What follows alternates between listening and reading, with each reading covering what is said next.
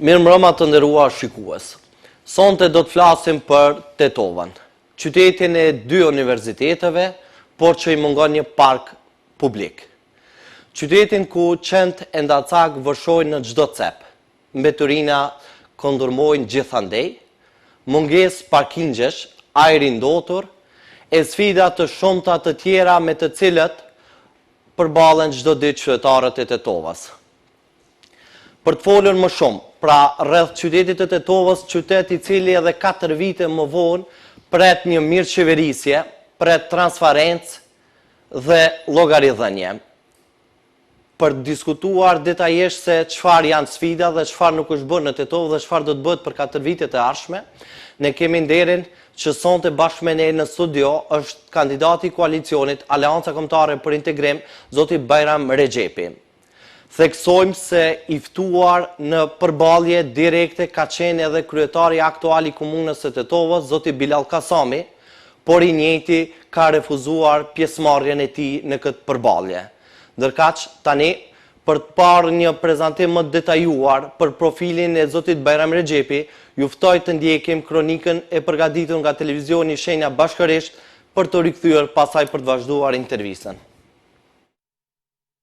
Kandidati për kryetar të komunës së Tetovës, Bajram Rexhepi, është një figurë e njohur profesionale dhe politike në Maqedoninë e Veriut, me një karrierë të pasur në fushën e teknologjisë së informacionit, menaxhimit dhe shërbimit publik. Rexhepi e ka nisur rrugtimin arsimor në shkollën fillore Rilindja, në Selc, për të vazhduar mëtej në gjimnazin e Tetovës. Studimet universitare i ka përfunduar në Fakultetin e Shkencave Natyrore Shkup, pranë Institutit të Teknologjisë së Informacionit. Më pas, ai ka thelluar ekspertizën e tij me studime postdiplomike në Universitetin e Evropës Juglindore. Ai ka shërbyer në Ministrinë e Transportit dhe Lidhjeve, ku ka mbajtur funksione të rëndësishme në Departamentin e Komunikimeve Elektronike dhe Teknologjisë së Informacionit, përfshirë edhe pozitën e shefit të kabinetit të ministrit. Në mesin e detyrave që ka kryer, ai ka mbajtur edhe pozitën e drejtorit ekzekutiv dhe antarit të bordit ekzekutiv në SHA, Mer, Nomagas Shkup, operatori shtetëror për transmetimin e gazit natyror në Maqedoninë e Veriut. Sa i përket angazhimit politik, në vitin 2013-2017 ka qenë antar i Këshillit të Qytetit të Tetovës, ku ka ushtruar edhe detyrën e koordinatorit të këshilltarëve. Në përbërjen e kaluar parlamentare ka qenë deputet në Kuvendin e Maqedonisë së Veriut. Po ashtu, ai ka marrë pjesë edhe në një sër konferencash shkencore dhe akademike, kongrese ndërkombëtare, seminare, trajnime profesionale dhe prezantime tematike, ku ka kontribuar me përvojën dhe ekspertizën e tij në teknologji, menaxhim dhe zhvillim institucional.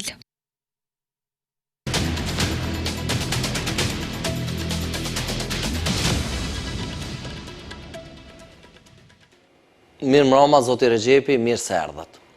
Mirëmbrëma dhe mirë se u gjetë.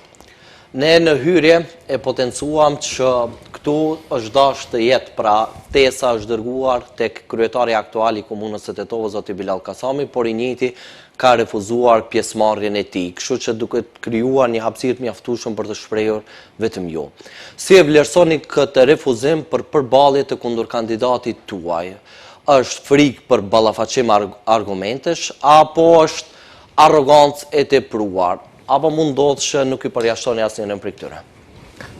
Jo, në fakt nuk mendoj që janë të dyja, është vetëm e para, sepse ato janë një panik të ballafaqohen me faktet dhe me situatën reale që është aktualisht në komunën e Tetovës, ndërsa nuk mendoj se është punë arrogance, pasi që njëkohësisht nuk mund të kesh edhe në panik edhe arrogant.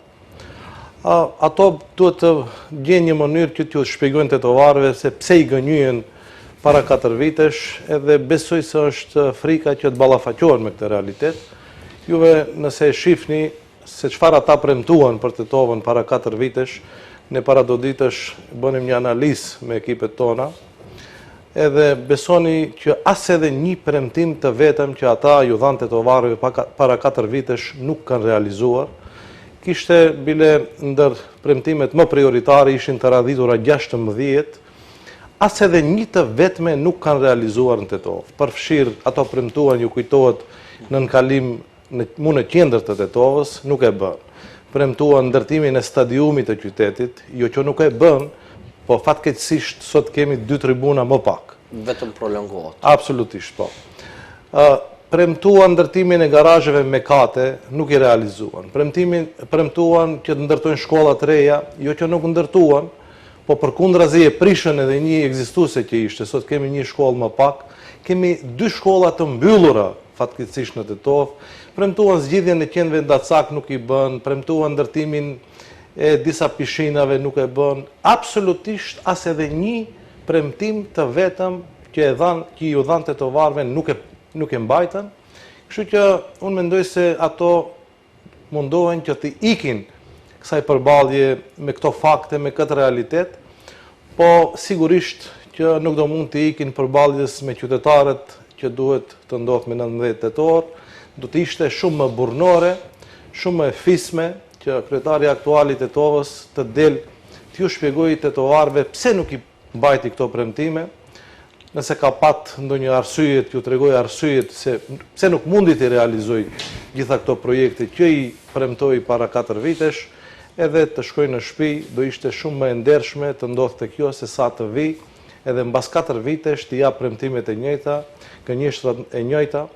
Unë do gjykoja se ka qenë mashtrimi më i madh elektoral, gënjeshtra më e madhe elektorale që ka ndodhur në historinë e zgjedhjeve në Tetov, edhe në gjykimin tim ky është shkaku pse ai i ikën përballjes edhe me mua, po edhe me faktet, sepse nuk është përballje e parë, edhe përballjen paraprake nuk ishte, domethënë, që të mund të shpalosim faktet tona edhe të tyre, edhe mendoj se nuk është punë arrogance, po është punë paniku.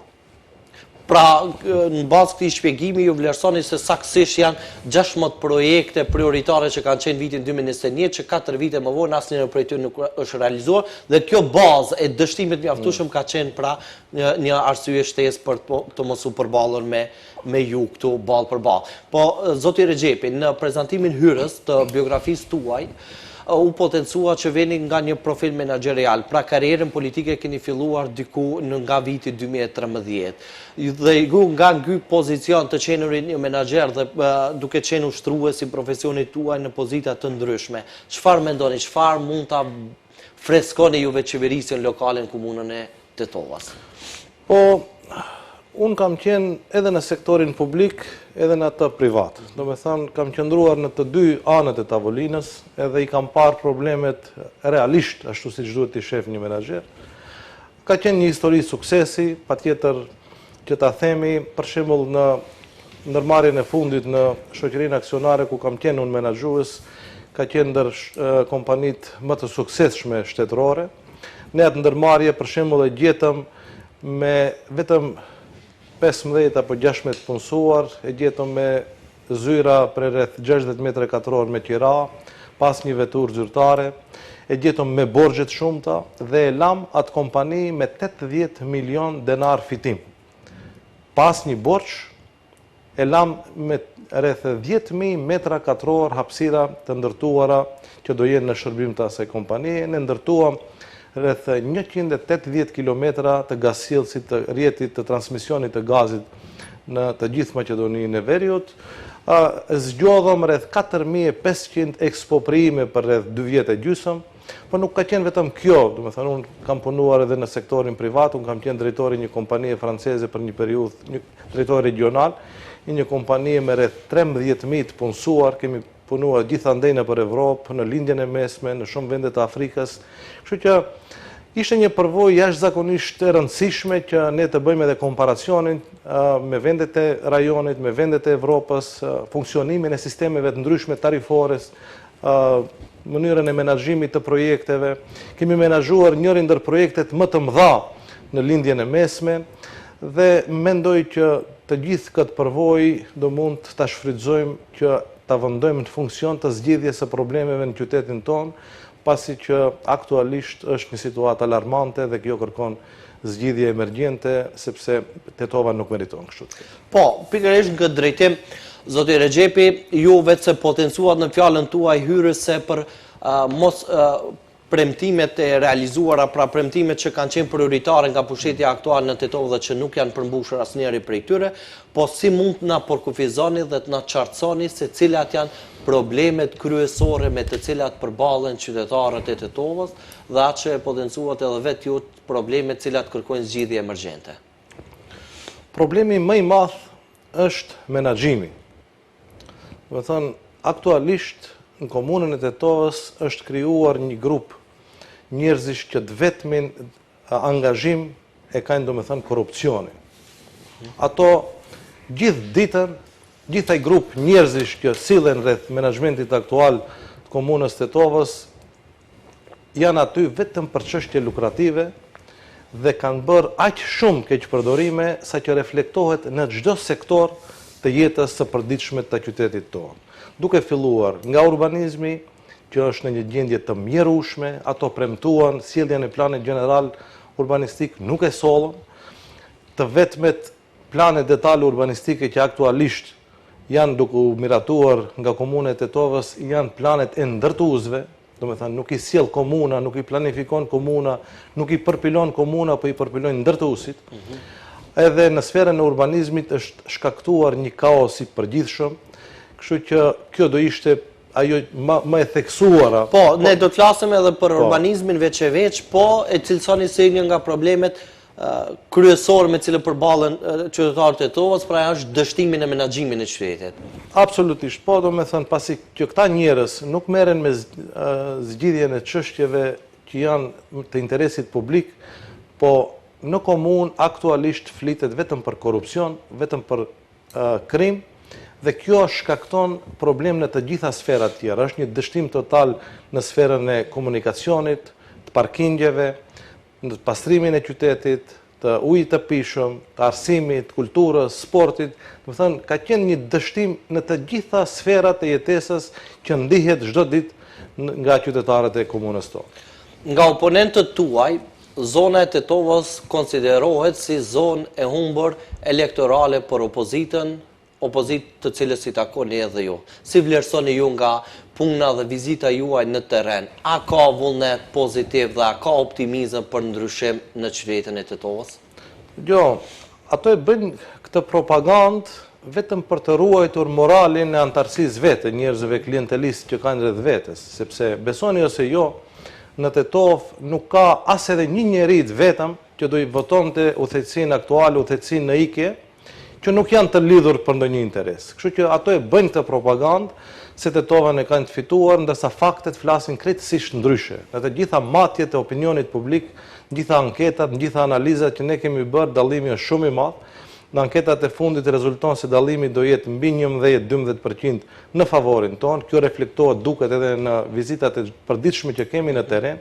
Është një masë e madhe e njerëzve që kanë qenë përkrahës të tyre në të kaluarën, që po ndodh një vërshim i madh që vin drejt nesh dhe ato sigurisht që e dinë këtë. Janë në panik edhe mundohen të ruajnë atë masë klienteliste njerëzish, kinse ato janë me një avantazh në Tetovë. Nuk është absolutisht e vërtetë dhe këtë do e dëshmoj rezultati i zgjedhjeve këtë të diel që do ndodh, do e shihni për shembull se do jetë një humbje spektakolare e tyre sepse e vetmja mënyrë që t'i ruajnë ata njerëz është që t'i gënjejnë se janë në një avantazh, sepse përndryshe do ishte një dështim total që në raundin e parë të zgjedhjeve të 19 tetorit. Absolutisht nuk bëhet fjalë se mund të dalin fitues në Tetovë, sepse bindja e përgjithshme është krijuar se ato duhet të ikin, duhet të largohen nga menaxhimi i komunës, edhe për shkaqjet e problemeve të përditshme në Tetovën, me keq menaxhimin që bën me Tetovën, për premtimet e pambajtura në Tetovë, për atë mashtrim eklatant që ka ndodhur para 4 vitesh që nuk realizuan as edhe një premtim të vetëm nga ato prioritaret që patën, po sigurisht që reflektohet edhe situata politike në qeveri. Njerëzit kanë nisë ta kuptojnë sepse këta janë në shërbim të një politike anti-shqiptare dhe janë në shërbim të një politike që don ta deshqiptarizojë shtetin. Edhe kjo sigurisht që reflektohet në një masë të madhe të njerëzve sepse ndihet kjo në çdo sferë të jetës, si në Tetovë, ashtu edhe në të gjithë shtetin. Do të diskutojmë pastaj më vonë edhe për aspektin ose gjendjen aktuale të pushtetit qendror, mirë po tani do të mbesim tek temat të cilat i tangojnë qytetarët e Tetovës dhe ajo çfarë ju vlerësoni një herë, ajo si e komentoni gjendjen aktuale dhe në realitet çfarë ju keni në planin tuaj për ta ndryshuar këtë gjendje për të cilën vetëse po konstatoni se është e mjerueshme. Zoti Rexhepi, si është gjendja e rrugëve në Tetovë? Jo, ne para se të filloj fushata e bëm një analizë se sa rrugë i kanë mirëmbajtur në infrastrukturën rrugore të Tetovës. Besoni ose jo, për 4 vite ishte vetëm 7% e rrugëve të mirëmbajtura në Tetovë. Të vetmin punë që ato po mundohen të proklamojnë se ka punuar kryetari aktual, kryetari Naike, ka qenë mirëmbajtja e rrugëve. Mirëmbajtja e rrugëve është një obligim që nuk duhet as edhe ta dej kryetari komunës, duhet non-stop të funksionojnë.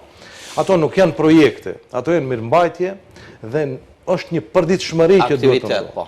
Ka nisur këto ditë, domethënë prej se ka nisur fushata, edhe shumë rrugë të tjera që i kanë prishur, unë nuk e dija do mund t'i ndërtojnë, me gjasë do na mbeten neve që t'i rregullojmë, po është një mashtrim eklatant, është një fyrje për tetovarët, për inteligjencën tetovanet që të hapen gjitha të rrugë tjera, po nuk janë më shumë se edhe 5% të rrugëve në Tetovë. Besoni se Tetova është territorialisht shumë e madhe, edhe këto mundohen që vetëm që të disa rrugë që i mirëmbajnë të periudhë t'i reklamojnë edhe të thonë se shumë po punohen në Tetovë, po kjo në fakt është keqpërdorimi që bëjnë me atë kredin hungareze, edhe një fakt shumë i rrezikshëm se strukturat e atilla njerëz të afërt të Rusisë po mundohen të ndikojnë në Tetovë duke i dhënë kredi të tilla që të ndikojnë edhe në rezultatin e zgjedhjeve. Po kjo është një fyrje për tetovarët se të gjitha këto rrugë po bën në një periudhë,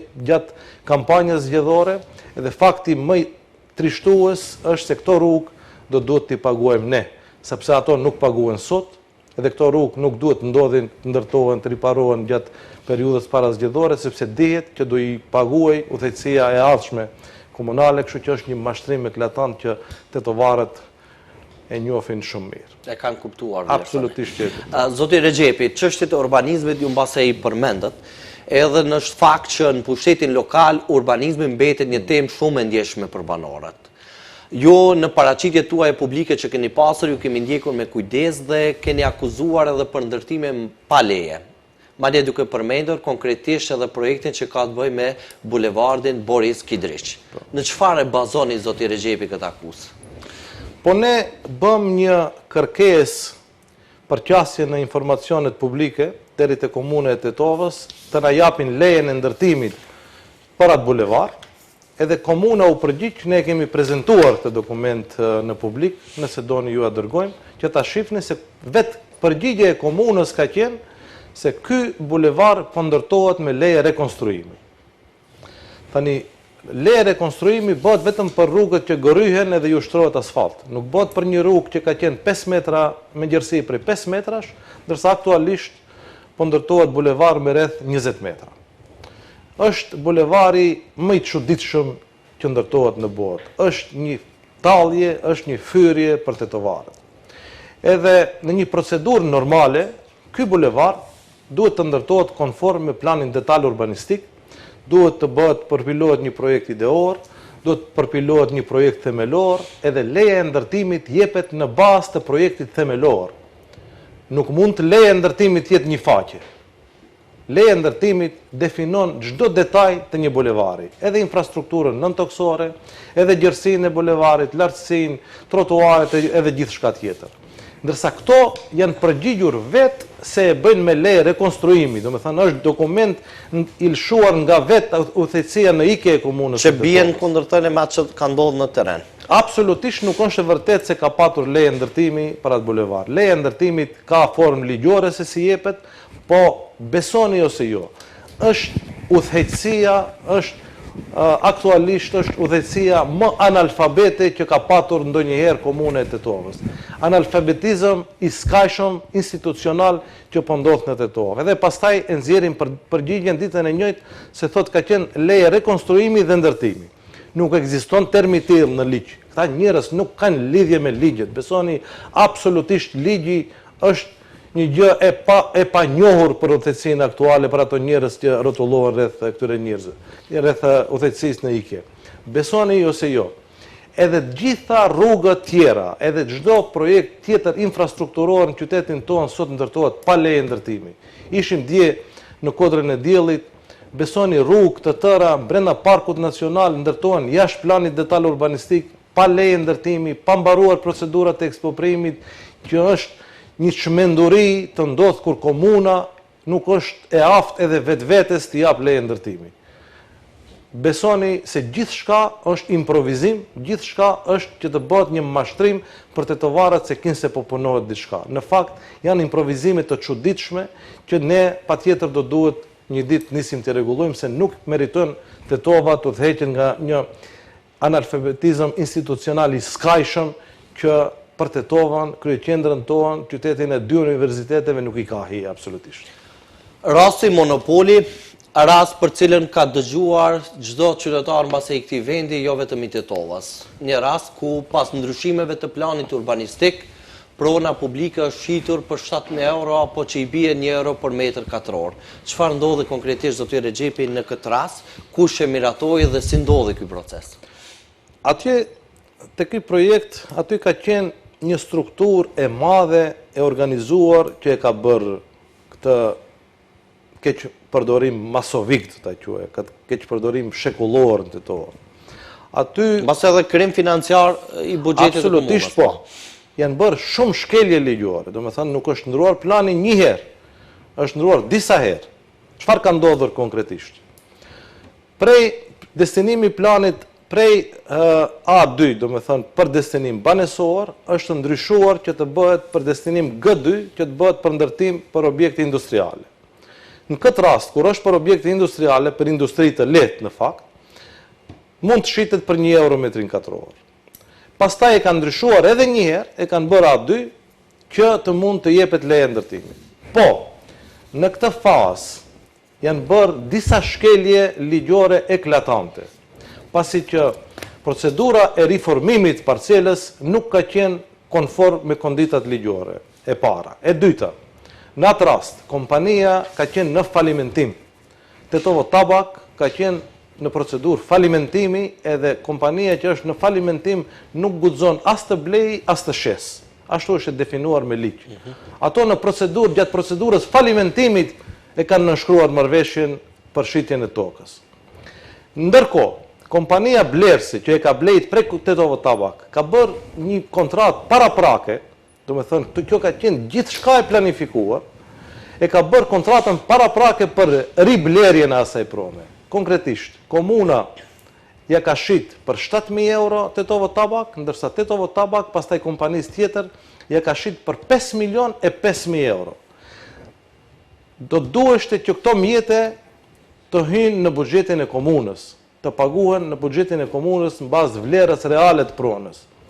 Këto mjete kanë përfunduar të njerëz të afërm të udhëheqësisë aktuale, të udhëheqësia aktuale e komunës Tetovës, por fatkeqësisht nuk i kemi të dokumentuara, po do dalë një ditë se kush i kanë marrë ato para, besoni se ka qenë keq përdorimi më i madh që ka ndodhur në komunën e Tetovës. Përveç se e kanë prishur, domethënë, një monopoli ka qenë si plaga më e madhe e Tetovës.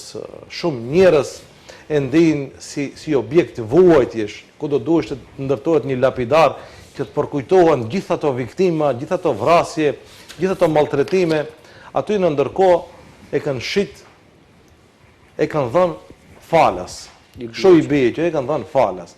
Më thënë, ka së paku 3 keqpërdorime ose 3 shkelje eklatante ligjore gjatë procedurës së shitjes. Edhe procedura e riformimit parcelës, edhe ndryshimi 2 herë i planit detal urbanistik, po sigurisht edhe çmimi me të cilin ato e kanë dhënë, sepse këtu është bërë një vjedhje për rreth 5 milion eurosh që do duheshte të përfundojnë në buxhetin e komunës gjithsesi.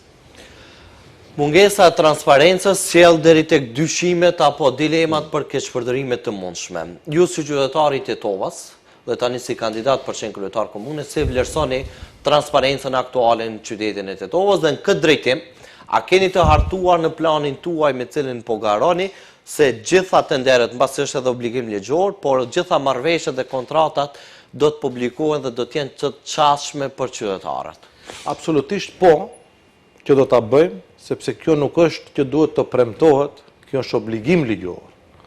Udhëheqësia aktuale këtë nuk e bën. Domethënë, edhe këtu bën një shkelje ligjore, pasi që ato nuk e tregojnë edhe burgjin publik që duhet të jetë patjetër çdo qytetar ta di burgjin publik. Diku rreth 15 milion euro aktualisht. Jo, është shumë më shumë. Është së bashku me ndërmarrjet publike është shumë më i madh, rreth mbi 30 milion euro. Po ato e mshefin këtë burgj. Po bën një manipulim me tetovarët sepse ato morën letra me vlerë prej Ministrisë Financave me të cilin bëhet riprogramimi i burgjit, domethënë shtyrje e afatit për pagesa, sepse borxhi llogaritet prej momentit që i skadon afati. Ato vetëm kanë bërë riprogramim, po është borxh, sigurisht që ai duhet kthehet, nëse jo nesër do kthehet pas nesër. Kjo udhëheqësia aktuale është absolutisht jo transparente, i mshefin gjithçka që do duhej të ishte publike dhe ne planifikojmë edhe e kemi vënë edhe te programi jon zgjedhor që do administrata e arshme komunale do jetë komplet transparente, efikase, digjitale, të gjithë qytetarët do i marrin shërbimet në mënyrë online. Çdo pagesë, çdo harxhim i mjeteve të qytetarëve do jetë publike dhe çdo qytetar do e shoh se ku harxhohen edhe si harxhohen paratë e tyre, që është edhe një obligim ligjor para së gjithësh. Fenomeni i kontratave në vepër për militantët partijak është një fenomen që dëgjohet shumë shpesh në vendin tonë. Si qëndron gjendja në komunën e Tetovës? Sa ekziston ky fenomen? Nëse po, ju zoti Rexhepi si do ta parandaloni këtë fenomen? Kjo është aktualisht është një situatë trishtuese. Domethënë, ato përveç kontratave direkte që kanë, kontratave në vepër, kanë të angazhuar edhe një agencion i cili nëpërmjet cilit kanë angazhuar më shumë se 300 kontrata në vepër, po nuk është vetëm brenda komunës. Ato kanë shumë kontrata në vepër edhe me institucione, me ndërmarrjet publike që janë në kuadër të komunës së Tetovës, që është një keqpërdorim masiv, po më trishtuesja, edhe ajo që është më e ndihshme në këtë periudhë, është se po gjejnë shumë hallexhina për Tetovë, po i gënjejnë, ju thonë si do ju bëjmë kontrata për punësime në për institucionet komunale, ndërsa në fakt mjetet u paguajnë nga kompani private. Besoni se është duke ndodhur në mënyrë masovike kjo ditëve të fundit në Tetovë. Dua edhe një thirrje publike t'ju bëj qytetarëve që mos të bien prej këtyre mashtrimeve, se gjatë periudhës prej kur shpallen zgjedhjet kontrata nuk bëhen. Është ndaluar me ligj që kontrata në vepër apo çfarë do lloj punësimi të bëhet në periudhë parazgjedhore. Ato po i gënjejnë, gjejnë hallexhi të tillë gjithandej nëpër Tetovë dhe po i gënjejnë kinse po punësohen nëpër institucionet, nëpër ndërmarrjet publike apo edhe në vetë komunën, ndërsa ju paguajnë mjete prej kompanive private, që është një keqpërdorim masovik ditëve të fundit. Unë ju bëj thirrje edhe atyre kompanive që mos të bien prej këtyre presioneve që ju bëhet nga ana e komunës së Tetovës aktualisht, sepse këto lanë gjurmë edhe të duhet që dikush nesër të jep llogari pse po e bëjnë një formë të tillë të blerjes së votës apo të ndikimit të votuesi tetovar. Kështu që ta dini se nuk është vetëm puna e kontratave direkte, është një keqpërdorim tjetër. Ne ju garantojmë tetovarëve se me 19 tetor kjo do përfundoj. Komuna e Tetovës do jetë një vend ku do punojnë profesionistë, do jetë me një administratë profesionale, efikase, efektive, transparente dhe shumica e shërbimeve do jenë digjitale. A ka bërë BDI kontrata në fushata zgjedhore kur keni qenë në pushtet, zoti Rexhepi? Nuk e di, unë personalisht nuk kam bërë një gjë të tillë asnjëherë. Shifni për shembull drejtorinë ku unë kam menaxhuar, absolutisht as edhe një vetëm nuk ka patë. Po a ka mund të ndodhë dikund, nuk jam në njohuri të tilla, mund edhe të ketë pas që nuk duhet të ndodhë. Edhe nëse ka patur, është një gabim që edhe atëherë nuk është dashur të ndodhë, edhe sot nuk duhet të ndodhë, edhe nesër nuk do duhet të ndodhë. Kështu që personalisht nuk kam as edhe një përgjegjësi të vetme në një përgjegjësi më të vogël në këtë drejtim. Dakor. Ne po kthehemi sërish tek problemet që janë esenciale dhe bazike në praktik për qytetarët e Tetovës. Bie fjala për çështjen e ujit të pishëm në qytetin e Tetovës, për çështjen e kanalizimeve, si qëndron puna edhe posaçërisht për mbeturinat, që është një pasqyrë jashtëzakonisht e keqe edhe për qytetin e Tetovës, që ne jemi mësuar dëgjojmë ndoshta edhe nga e kaluara që zakonisht fajsohen qytetarët që hudhen mbeturin nga vend e pa vend, ndërkaq pra mos përgjegjësia për ta kryer shërbimin e duhur për pastrimin e qytetit, fajti udhët qytetarëve është e pa kuptim dhe as pak korrekte. Prandaj në këtë drejtim si qëndron puna me ujin, kanalizimin dhe mbeturinat në Tetovë. Po i nisim me radhë nga uji. Në komunën tonë, në rjetin e shpërndarjes së ujit apo në rezervarin e qytetit të Tetovës, në nivel vjetor hynë rreth 9 deri 10 milion metra kub ujë në vit. Në bazë të mesatares së harxhimit për një banor, Tetovës i duhen rreth 7 milion metër kub ujë në vit. Do me thënë, nga udhëheqësit paraprake në komunën e Tetovës janë siguruar sasitë e nevojshme të ujit të pishëm. Aktualisht ka mbi 2 milion metër kub ujë në vit, më shumë se sa që i duhet qytetit tonë. Pse ndodh që mos të ketë ujë është për shkak të keq menaxhimit nga udhëheqësia aktuale, udhëheqësia në ikje në komunën e Tetovës. Dhe kjo ndodh për shkak se nuk kanë bërë as edhe një riparim të vetëm, që e premtuan, ato e premtuan se do e bëjnë riparimin e të gjithë rjetit të shpërndarjes së ujit, nuk kanë bërë as edhe një riparim të vetëm në qytet, do me thënë ka humbje, një pjesë e madhe janë që faturohen në mënyrë paushale, do me thënë që harxhohet shumë më tepër se sa që mund. A mund të thotë që qytetarët ngelin pa ujë mbrenda? Jo, shumë, ajo ndodh çdo ditë. Ka restriksione thojse çdo ditë në qytetin tonë për ujin e pishëm. Po kjo bëhet për shkak të keq menaxhimit, jo se mungon ujë. Dhe sigurisht ne kemi planifikuar që të bëjmë intervenime të tilla që të ketë, domethënë, një sistem monitorimi të vazhdueshëm për të gjitha pjesët që do ketë defekte, që të mund ne në mënyrë efektive dhe efikase të kryejmë ato ndërhyrje, edhe ju garantoj tetovarëve se kjo do jetë një mënyrë menaxhimi shumë efikase dhe nuk do ketë restriksione të tilla në komunën tonë. Te pjesa e kanalizimit. Fatkeqësisht, edhe projekti më i madh për cilin udhëheqësia aktuale doli dhe tha se janë ditët më të mira për Tetovën, kur u siguruan 35 milion euro nga IPA fondet, nga udhëheqësia e kaluar qeverisëse, me projekt të gatshëm, me para të siguruara. Këto nuk ishin gjendje që ta realizojnë atë projekt që duheshit i përfshi 2 krahat e Tetovës.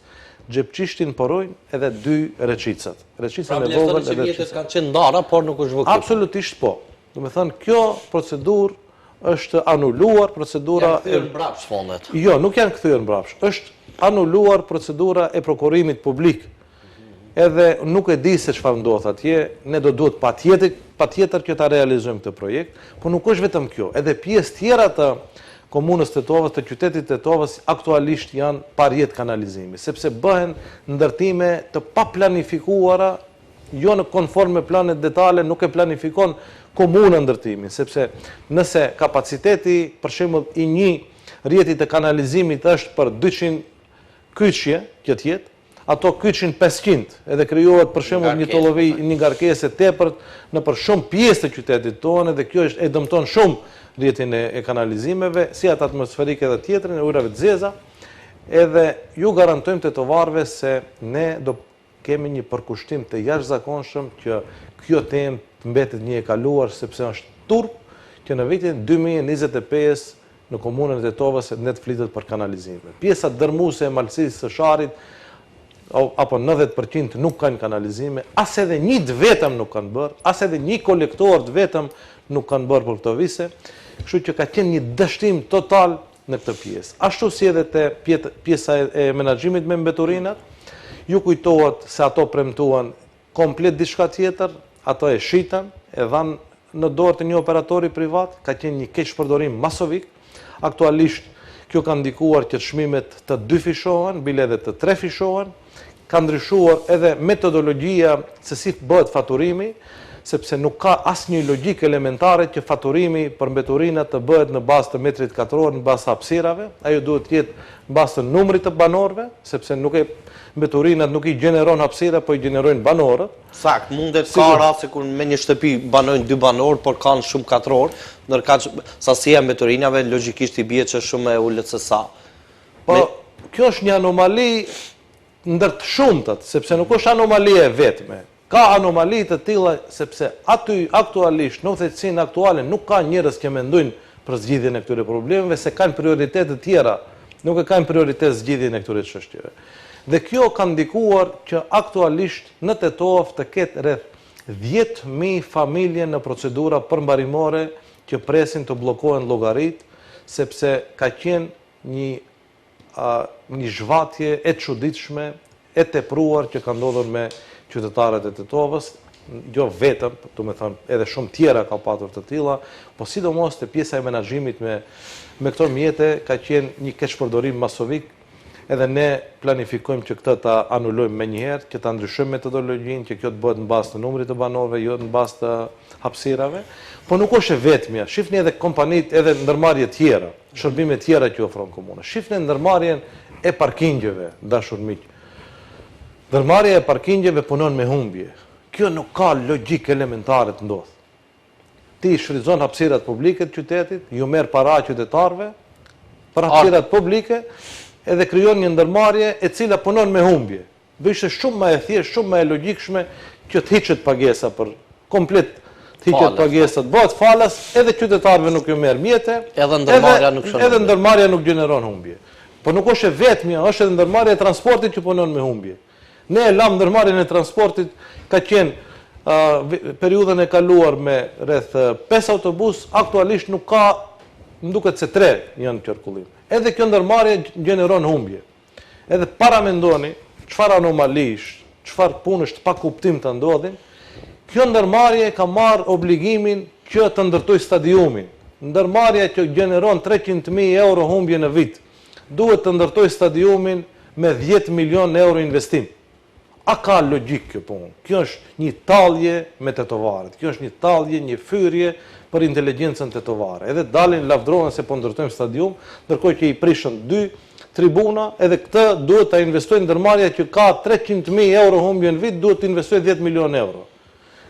Gjithandej, pra nga kjo zoti Rexhepi, ju po thunit që më mirë mos kishin bërë asgjë, të paktën nuk kishin shkaktuar dëm, se sa këto përpjekje për të bërë diçka që në fakt japin efekt të kundërt. Ndëgjoj, sikur mos të kishte pasur në këto 4 vite institucion komun, gjendja nuk do ishte alarmante si është kjo e sotshme. Pra, këtë kaos burimin e ka nga komuna. To jo që ndërtuan diçka, këto prishën.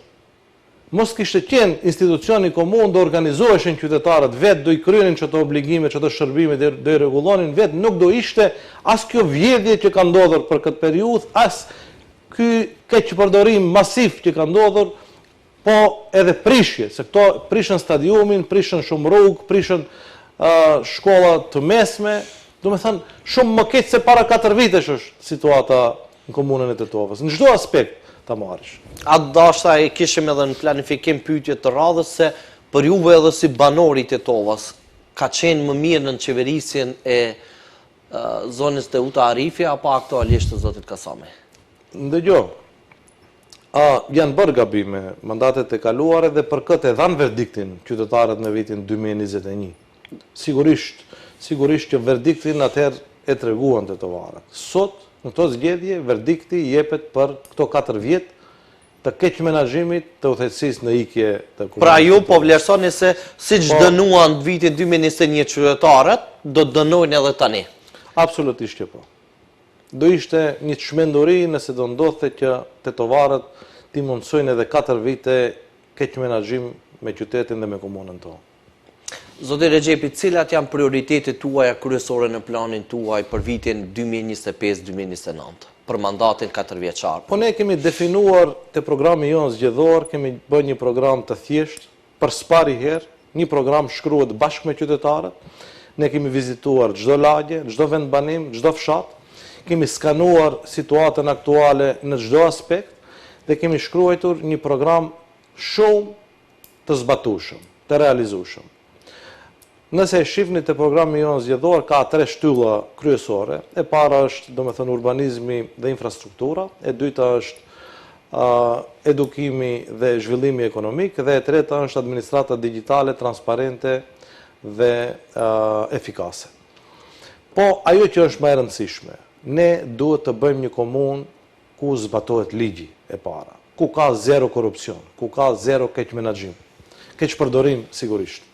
Duhet ta bëjmë një qytet të pastër, një qytet të planifikuar, dhe sigurisht që këtu janë radhitur edhe shumë projekte konkrete që duhet të realizojnë. E para është domethënë që të gjitha institucionet do duhet të zhvendosen dhe të ndërtohet një qytet administrativ në kazermën aktuale të Tetovës. Kazerma ka obligim që të largohet aty. Në bazë të standardeve të NATO-s, ato nuk guxojnë të qëndrojnë aty ku janë sot. Aty ka shumë objekte të cilët do adaptohen dhe në kuadër të këtij kompleksi administrativ do vendoset policia, komuna, gjykata, prokuroria, avokati i shtetit, kadastra, drejtoria e librave am, sepse këto institucione krijojnë një kaos në qendër dhe në qashinë e epërme. Ka mbi 1500 punësuar që gravitojnë në këto institucione. Ato domethënë e krijojnë edhe fluksin e madh të njerëzve që kërkojnë shërbime në për këto institucione, po edhe këta të punësuar nuk kanë zgjidhje ku parkohen. Prandaj edhe krijuat e bllokatë totale që është aktualisht në qendër dhe në qashinë e epërme.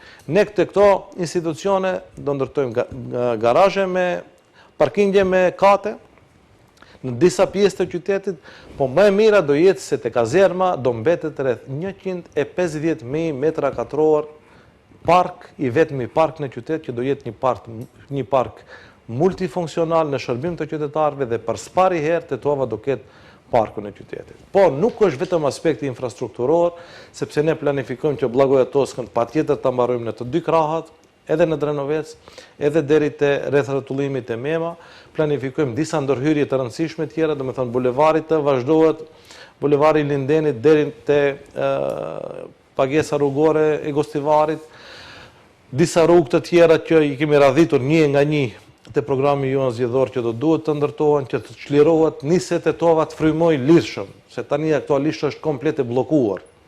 Po nuk është vetëm aspekti infrastrukturor, është edhe aspekti kulturor, edhe aspekti edukativ. Ne planifikojmë që të bëjmë një transformim të rëndësishëm të shkollave profesionale, që këto shkolla t'i përgatisim që të jenë në funksion të tregut të punës, sepse sot kemi një disbalans shumë të madh në tregun e punës, ndërmjet ofertës dhe kërkesës të tregut të punës. Edhe kjo do jetë ndër prioritetet tona sigurisht. Po aspekti ekonomik do jetë primar, sepse përveç infrastrukturës, ne atyre të rive në Tetovë duhet ju garantojmë një të ardhme, duhet ju garantojmë një shpresë, një perspektivë që ta shohin Tetovën si qytet ku duhet jetojnë, mos ta shohin migrimin si shpëtim. Prandaj ndër pikat më të rëndësishme, ndër angazhimet më të mëdha tona do jetë ndërtimi i Kodrës Diellit, që do jetë një qendër 4 stinore, që do sjell shumë turistë në Tetovë. Kemi planifikuar, domethënë projekti është komplet i gatshëm, do bëhet me partneritet publiko-privat, do ndërtohet e gjithë infrastruktura poshtë në qytet e nevojshme, do ndërtohet teleferiku, garazhet me kate poshtë, do ndërtohen mbi 20 hotele të reja, do sillet për spari herë plani detaj urbanistik i Kodrës Diellit, do ndërtohen edhe një bazen për prodhimin e borës artificiale lart, do ndërtohen shtigje të reja. Kështu që ne në planin ton, mbas studimit fizibiliteti që është realizuar para disa vjetësh, mendojmë se zhvillimi i Kodrës Diellit do jetë shtytja kryesore për zhvillimin ekonomik, një shtytje e rëndësishme. Që aktualisht ky potencial turistik vlerësoni se është i pashfrytzueshëm? I pashfrytzueshëm absolutisht. Shifni e krahasoni me vendet e rajonit. Në Bansko vjet kanë qenë dikun 300.000 turistë. Rreth 280 milion euro kanë mbetur për shembull nga ajo veprimtari.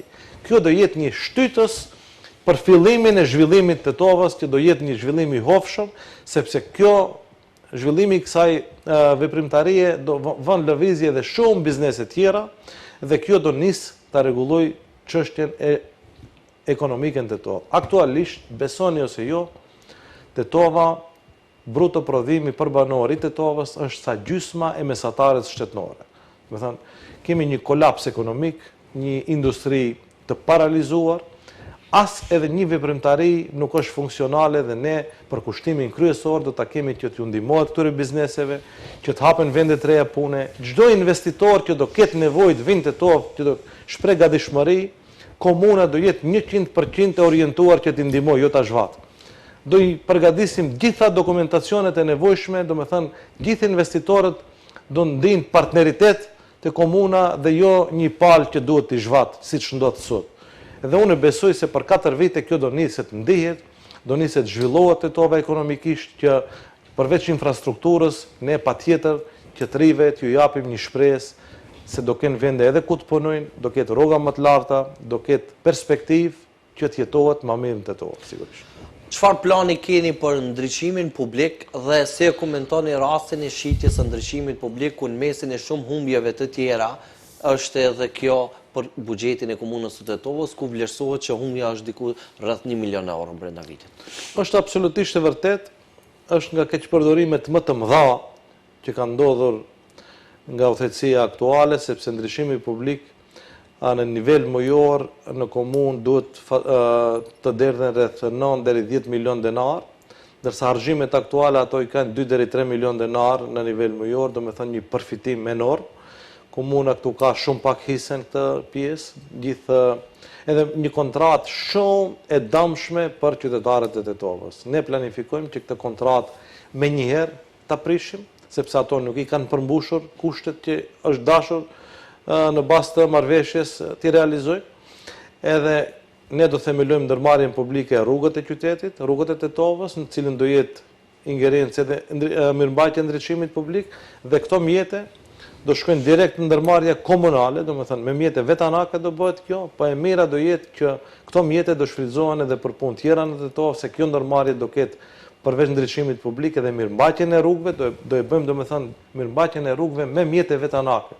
Do i pajisim këtë ndërmarrje me makineritë e nevojshme, me staf të nevojshëm, me kuadro që i duhen ndërmarrjes, që komplet mirëmbajtja e rrugëve, ndërtimi i rrugëve të bëhet me mjete vetanake të komunës, ndërsa më e rëndësishme nga të gjitha është që kjo ndërmarrje do e ketë edhe ingerencat e planifikimit urban. Do të thënë, planet detale urbanistike nuk do vinë kompani nga Manastiri, sepse atyre nuk ju intereson Tetova, nuk do vinë nga kompani nga Shkupi, po do i bëjnë njerëz që duan Tetova, njerëz që ju dhem Tetova. Nuk do mund një kompani e Manastirit vendose për në Tetovë nëse do ndërtohet me 8, me 10 apo me 15 kate, pa llogaritur për interesat tjera publike të qytetarëve. Këtë do e bëj komuna, përfundimisht komuna e Tetovës do jetë ajo që do vendos kush, ku edhe si duhet të ndërtoj. Jo kompanit Shkupit, Manastirit, Kumanovës e kështu me radhë. Donacioni prej 800.000 euro nga një kompani sërbe në qytetin e Tetovës, se vlerësoni ju, zoti Rexhepi, është një shërbim që e trash bashkëpunimin mes kësaj kompanie dhe qytetit e Tetovës, apo është rrezikim për ndikim të mundshëm politik? Po ndëgjoj, nëse ka dilem, nëse ka qenë një ndikim politik, një tentim për ndikim politik, edhe mund të kuptohet nga ana e qytetarëve se mund ta themi ne për çështje politike. Po në momentin që Parlamenti Evropian bie një rezolut që e votojnë 460 eurodeputet, edhe thonë se Maqedonia po rrezikohet nga bota sërbe, kjo bëhet shqetësuese. Edhe pasojat janë pikërisht këto donacione. Se nuk ka asnjë logjik që një kompani shifne, për shembull, se çfarë ka ndodhur me atë kompani. Kompania ka patur gjithsej 20.000 euro qarkullim. Një kompani me 20.000 euro qarkullim vjetor donon 800.000 euro në komunën e Tetovës. A ka logjik elementare kjo? Pse ndodh kjo? Besoni se ka shumë informacione që kjo kompani është e lidhur me njerëz të afërt pushtetit në Serbi, edhe nuk ndodh rastësisht. Këtë ne kemi paralajmëruar edhe vitin e kaluar gjatë zgjedhjeve për ndikime të tilla që fatkeqësisht sot po i shohim se po ndodhin në realitet në komunën tonë. Zoti Rexhepi, çfarë masa konkrete ju keni në planin tuaj për ta mbajtur në kontroll borxhin publik të qytetit të Tetovës? Po e para që të mos të ketë keqpërdorime. Besoni ose jo, është një indikator i rëndësishëm. Ne jemi ulur me ekspert, me njerëz të fushës para do ditësh, edhe kemi bërë një përllogaritje se nga të gjitha ndërtimet që aktualisht janë duke ndodhur në Tetovë, është dashur të paguhen rreth 13 milion euro në buxhetin komunal, si taksa komunale, në bazë të lejeve të dhëna të ndërtimit, po e vërteta, mendoj ajo që është më tragjike, është se këto para nuk përfundojnë buxhetin e komunës aktualisht, por shkojnë te kompanitë private. Kontratat e cesionit janë të ndaluara me ligj. Unë nuk e di se çfarë keqpërdorimi janë duke bërë, edhe çfarë forme jo ligjore janë duke përdorur, që këto mjete sot nuk paguhen komunën e Tetovës, po përfundojnë në kompanitë private, me kontratat cesioni. Më duket se e quajnë aktualisht, siç ndodh, e quajnë blerje borxhi. Blerje borxhi mund të bëjnë vetëm kompanitë e licencuara për blerje borxhi, nuk mund të bëjë çdo kompani. Kështu gjitha këto miliona e dhjetra miliona euro që duheshte të përfundojnë buxhetin e komunës, kanë përfunduar te kompanitë private, të cilat kanë gjeneruar borxhe fiktive. Nuk kanë qenë borxhe reale që është dashur t'i marrin prej komunës. Kanë qenë borxhe fiktive që për fat të keq është keq menaxhuar dhe ka ndodhur një situatë e trishtueshme që këto mjete që është dashur përfundojnë komunë kanë përfunduar te kompanitë e tyre private. Ja i bëj një thirrje publike menaxhmentit aktual të tregoj se si ndodh që mjetet që duhet këto kompani t'i paguajnë këto qytetarët, këto ndërtuesit, taksat komunale, në çfarë mënyre ndodh që ato t'i transferojnë te kompanitë e tyre private. Ne leta të tregojnë para gjithë qytetarëve të Tetovës se cila është e formë ligjore që ato e përdorin që të bëhet transferimi jo në komunë, po të bëhet direkt te kompanitë private. Po të ndodh që këto mjete të përfundojnë në buxhetin e komunës, borxhi do ishte zvogëluar shumë, edhe jeni të sigurt se ne këtë nuk do ta bëjmë. Gjitha këto taksa komunale do përfundojnë në buxhet komunës edhe gradualisht do fillojë të zvogëlohet. Unë kam besim se brenda këtij mandati ajo do zvogëlohet në mënyrë të konsiderueshme, bile edhe mund të shlyejmë të tërë. Ne paraprakisht me pak fjale përmendëm dhe diskutuam e dëgjuam prej jush çështjen e fenomenin e kontratave fiktive për militant partijak. Në përgjigjen tuaj përsa i përket borxhit publik, ju e filluat me atë që nuk do të bëjmë keq përdorim të buxhetit aktual, që i bie me automatizëm do të zbutet edhe borxhi publik. Por sa i përket kontratave fiktive, a keni bërë ndonjë hulumtim si qëndron puna me numrin e kontraktuesve fiktiv në komunën e Tetovës? A keni shifra konkrete? Po, minimalisht, do të thënë nga ajo që ne kemi gjetur deri tash janë së paku 2 milion euro që kanë përfunduar te militantët partijak që ato i angazhojnë nëpërmjet këtyre kontratave fiktive. Po sigurisht që kjo është shumë më tepër se kaq. Ne gjatë mandatit të ardhshëm kur ne do menaxhojmë me komunën, këtë do e nxjerrim dhe do e dinë të gjithë tetovarët se sa para kanë përfunduar te militantët partijak. Që kjo nuk do ndodh në asnjë mënyrë në mandatin tonë. Sepse ngjashëm edhe zoti Kasami kur e mori pushtetin vitin 2021 në qytetin e Tetovës, në ato billboardet publike vendosi kontraktuesit që kanë qenë nga zoni Arifi paraprakisht.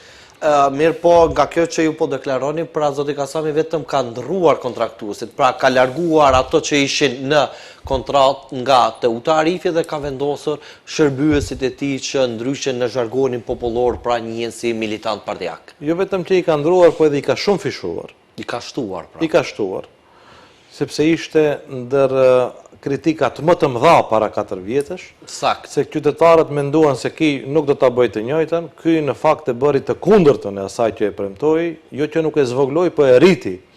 Ata e bënin në mënyrë shumë më keq se sa që ishte paraprakisht. Unë gjithmonë kam qenë kundër, besoni personalisht, mendoj gjykoj se një njeriu që t'i japësh rrogë edhe ai të rri ta marr rrogën është një gjysmë vrasje. E dëmton, më shumë e dëmton se sa e ndihmon. Mësohet të jetoj pa punë. Kjo është shumë e keq. Fenomeni rrezikshëm. Pra ju po premtoni se nëse do ta merrni besimin e qytetarëve, në ditën e parë tuaj do ta bëni publikimin e gjitha kontraktuesve që janë aktualisht. Sigurisht që po. Por që nuk do të veproni me praktikën e njëjtë të zotit Kasami, që ta përsërisni edhe ju të njëjtën. Absolutisht jo. Absolutisht jo. Të jenë gjithë tetovarët sigurt se kjo nuk do të ndodhë.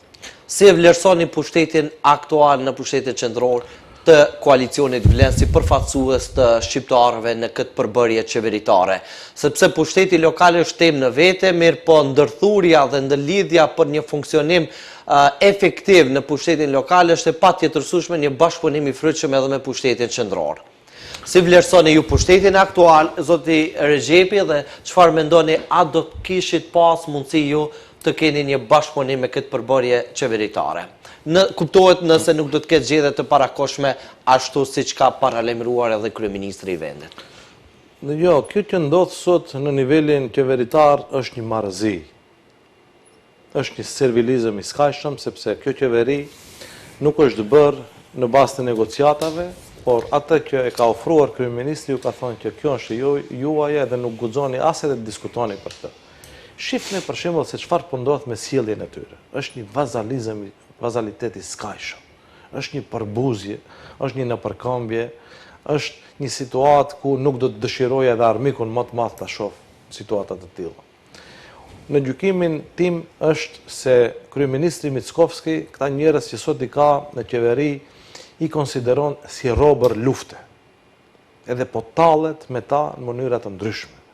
Atje nuk ka një diskutim normal, nuk ka një vendimmarrje të përbashkët, përkundrazi, domethënë absolutisht vendimet i merr vetë VMRO DPMNE-ja, dhe këto janë vetëm zbatues të atij planit, atyre që e premtuan, domethënë para zgjedhjeve se do a kthejmë shtetin maqedonaz. Ne asnjëherë nuk kemi kërkuar që të kemi më shumë se ajo që na takon, por duhet ta kemi pikërisht atë që na takon.